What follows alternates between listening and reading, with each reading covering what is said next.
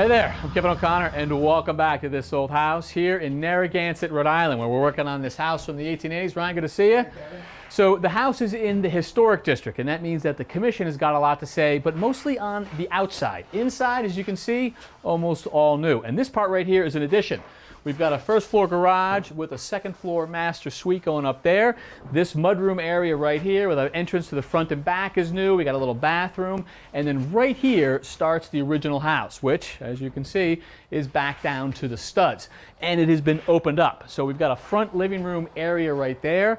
That screened-in porch has been now enclosed, so that's 4 seasons. We're going to have the kitchen area right in here, all new. Little pantry there, and what was the dining room, well, this is still going to stay a dining area, but open up to the entire space. So a lot going on inside. Now back, well, there's quite a bit going on out here despite the small space. This corner, which used to be the driveway into the area, is actually, believe it or not, going to be a little putting green. And then as you come around here, there'll be a shed for some of the outdoor equipment. And then off of the back here, that's the entrance to the mudroom, there's going to be a deck with a seating area right here, and then just behind it, a plunge pool. And then we've got a whole set of other stuff going on over here. Jeff, good to see you. Matt, how are you? Kevin.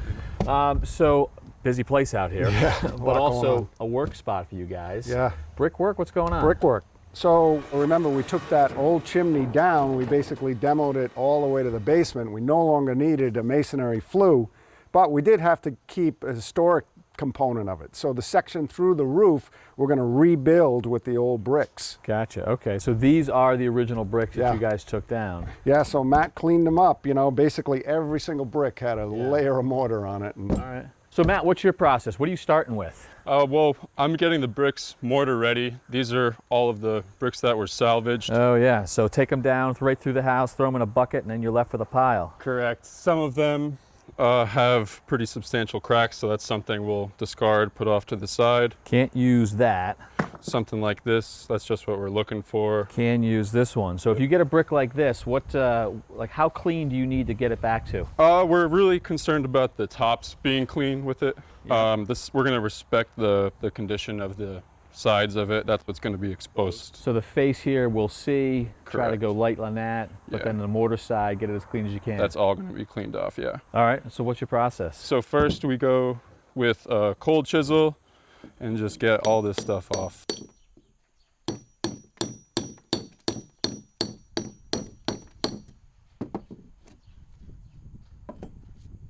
They actually clean up pretty nicely. yeah.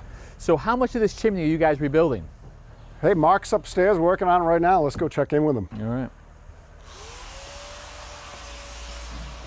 So remember what this chimney used to look like. Had that big cant slope on it, and it went from one side of the building to the center here. Craziest chimney I ever saw. So we had to reproduce the chimney for the historic district on the exterior, but we didn't need all of this chimney through 2 floors of the house. That is all gone. That real estate was too valuable. Yeah. So we calculated what this chimney would weigh when so it what was is done. that? It's the cinder block plus the brick Plus the times brick. the linear feet of what you got left? Exactly. It was like 2,000 pounds. All right. And so we had a structural engineer design this saddle system here. Yeah. We've reinforced the rafters. We've through bolted that saddle. So one rafter goes to 3, you sister them right there. Yep. And then you hook it onto this? Exactly. That's awesome right there. That's a lot of steel, actually. Yeah.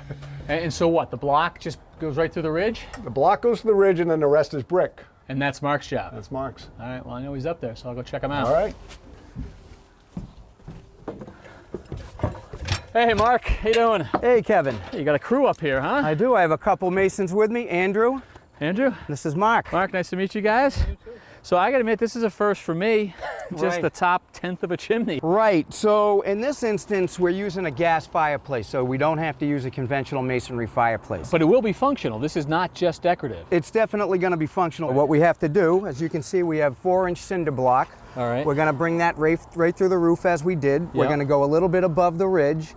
On top of that, we're going to build our flashing. So we'll install flashing all the way down the bottom, all the way back up at the ridge. Gotcha. And we'll tie it into the masonry.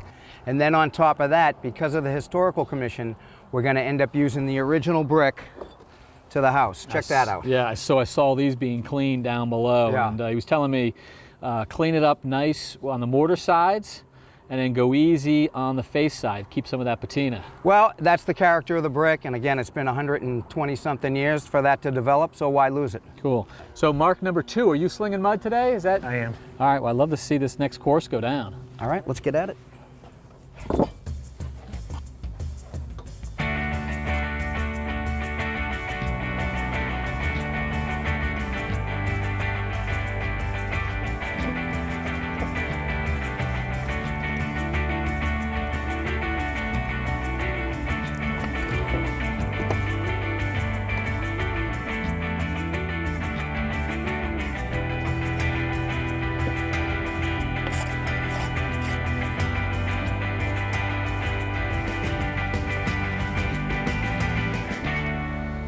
You're just itching to grab a trowel, aren't you, Mark? These old Queen Anne Victorians, the exterior is all about the detail. The clapboards that fan at the top and straight rows of clapboards. Then you get into shingles that are stepped courses. You got straight courses. You got scalloped courses and another row of straights. It's really beautiful. The project is really coming along nicely. We're working on the outside trim now, getting ready to do some of the stepped shingle siding. And it's pretty cool to see this done. It's done with, first of all, you have a straight edge to drop your shingles onto, like you would using if it was a straight row. But the stepped row, you notice one is up and one is down. You can do that a couple of different ways, right, Adam? Sure can. But you've chosen a Spacer block at your chosen space. We've chosen 1.25 inches today. Yep. That's what the architect spec'd. And you're just going to take your shingle and you're going to drop it on. So the next one would obviously go low. You want to have a slight space for the shingles to expand and contract in. Drop that on. The next one would be raised. Drop it on your block, space it out. You also want to make sure that the shingle joint is far enough away from the joint below because you want to make that watertight. Now we'll take a wider one. It's all random in width. You look at our width, you see how we're covering that joint really well. Drop it down. People wonder how you do your corners. Example of the shingles right here. This is actually called a woven corner, where you're actually staggering the joints. So you make a joint on this one, on this side, no joint on this side, it's on this side, joint on this side, and no joint on this side, so on down the line. Basically, by offsetting the shingles and feathering them in like that, you're creating a watertight joint. So one way, next way, so on down the line, that makes it tight. All right, so now we're ready for the next course up, and you've got a story pole all marked off. This is the bottom, next course, next course, next course, and these lighter lines are the raised courses. So you just hold it against it, and you work your way up.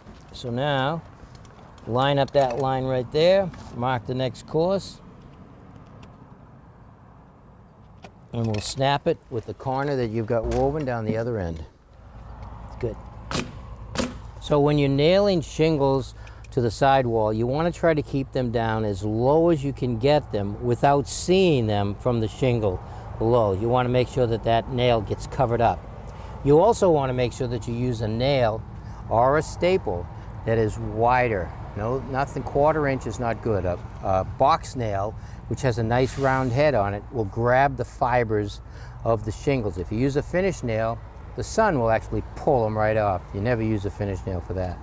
You also want to try to keep the staple 1/2 to 1 inch from the edge, which is nice, and no more than 2 staples or nails to a shingle, so you don't need anything in the middle.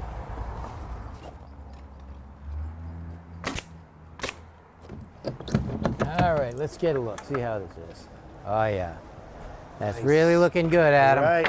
You know what they say, the money's in the detail. You got it.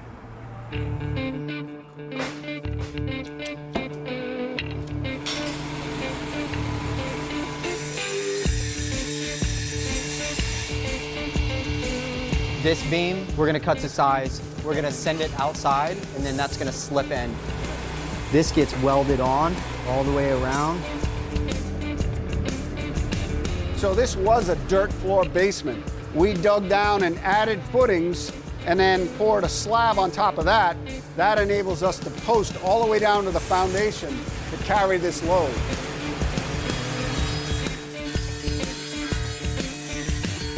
We have a temporary post and a clamp, and so that I'm able to go to our snap line. I put our laser down. So Jeff, you guys worked all throughout the 5-month shutdown from COVID and were very busy, and a lot of that work was actually putting in a ton of steel. Yeah, so we basically took a 6-room house and made it into 2 open rooms, and as a result, we had to create some support. So we designed this steel structure not only to support the load, but also to be hidden in a coffin ceiling, which will come later.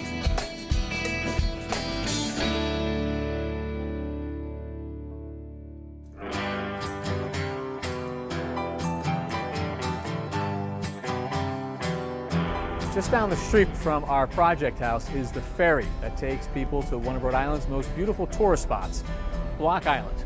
I've been bringing my family here for years. And every summer since 2009, something magical happens out here.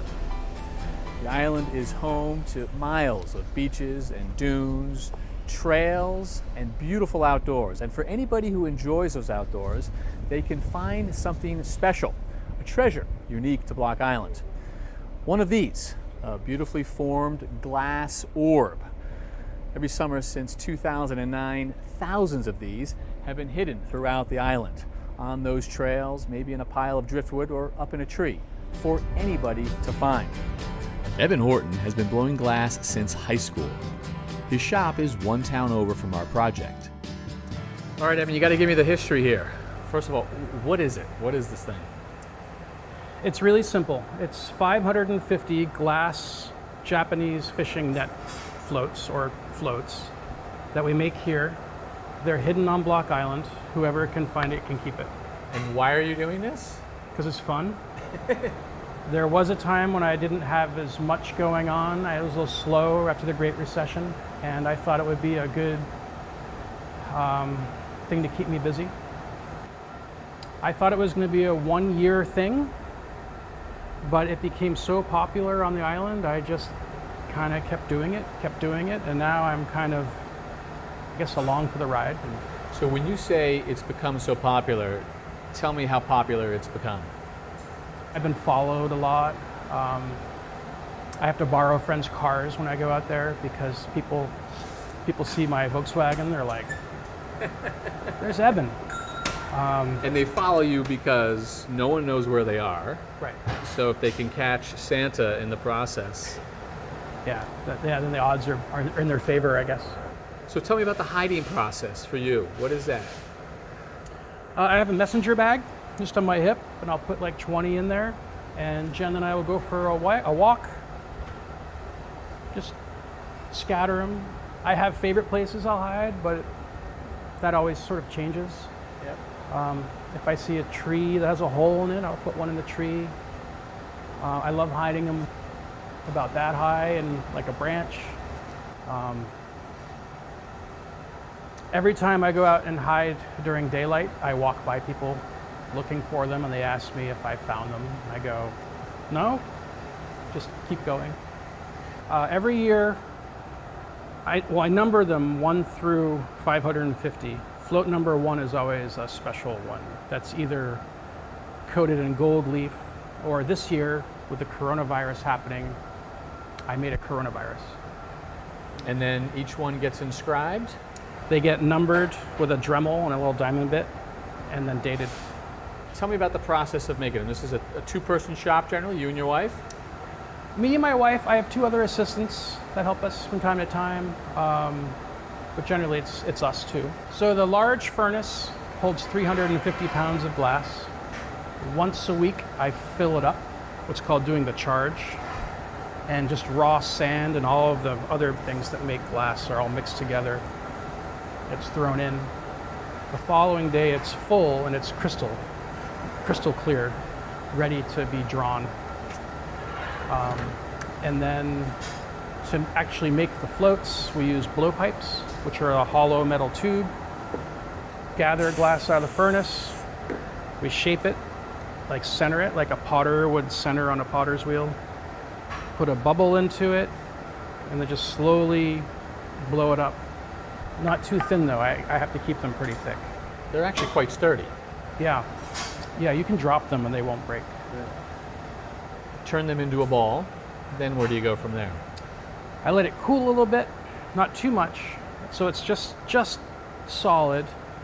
Then it gets knocked off the blowpipe, and then a little stamp is applied. So a glob of glass is put on top of the ball, and then I push down with a stamp. It's like putting a wax seal on a letter. And then it goes into that oven where it cools down overnight.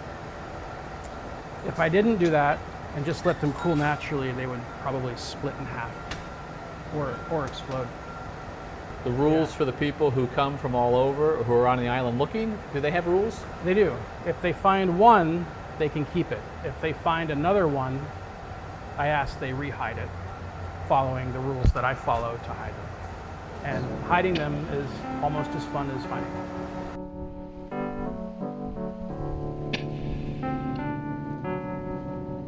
Every so often, Eben asks friends to help him hide the orbs, and this year he's included us on that list. So he has given us about a dozen or so to spread around the island.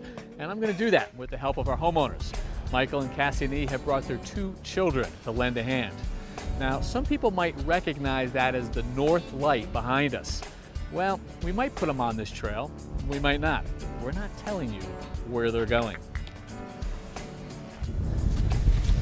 Eben has a few rules for hiding them, okay? So on the beaches, you want to go above the high tide line, keep them off of the protected dunes. On the trails, just a few feet in so that people don't have to go too far, and keep them away from the cliffs or the bluffs. Yeah.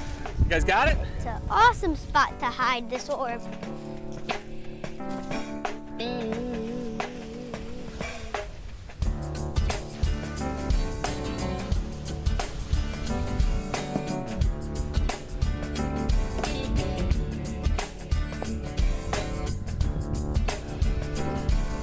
All right, guys, check this out, huh? Wow. Yeah, well, remember, you're not supposed to put them near the bluffs, so you're going to have to keep that with you. But you guys can take the view with you, though. Have a look. Absolutely beautiful. All right. What do you say, gee, what do you say we drop them right by the path over here? Right here. Let's see, hold on. Nice. What do you think? Drop that mic. Nice job. Nice job. There you go. No, that's good. Perfect. Good job, buddy.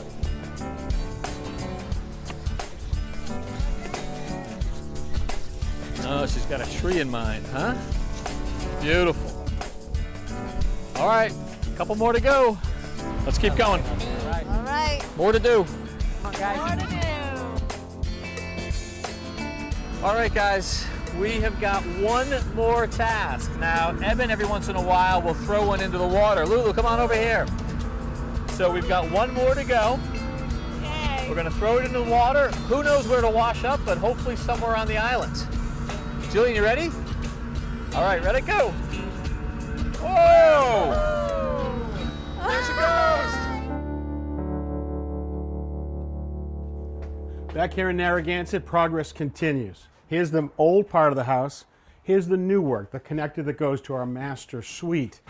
There's a master bedroom right here and a really beautiful master bathroom.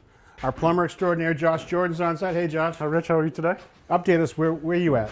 We have some wall-mounted faucets and some lavs roughed in over on this side. Okay, that means the faucets are right in the wall behind the tile. Floating sinks right here. Love that. Water closet. Tucked away. Big, beautiful cast iron tub with at another this. wall-mounted faucet. Perfect. And a very big shower. Yes, a very elaborate shower. We have rain heads, body sprays, handhelds, steam. Yeah. And it's also curbless. They want it to be curbless. So curbless means that the height of this floor continues right through, and that's what everybody would like. Now, conventionally, whenever we've had a custom tile shower, we've always had to have a curb, and it had a good function. You build it up right here, and then you'd put your copper pan or your rubberized membrane to make it waterproof, and then you'd have a drain like this somewhere in the center. Then the tile person would come and fill this with what they call mud and fair it with pitch back towards the drain and then apply tile so the water would pitch to the drain. But that always meant a big curb right here. So if you tried to do this to move that to the back with mud, starting from this point, by the time you got to the back, it would be so thin that the mud could crack. Now this manufacturer came up with a system.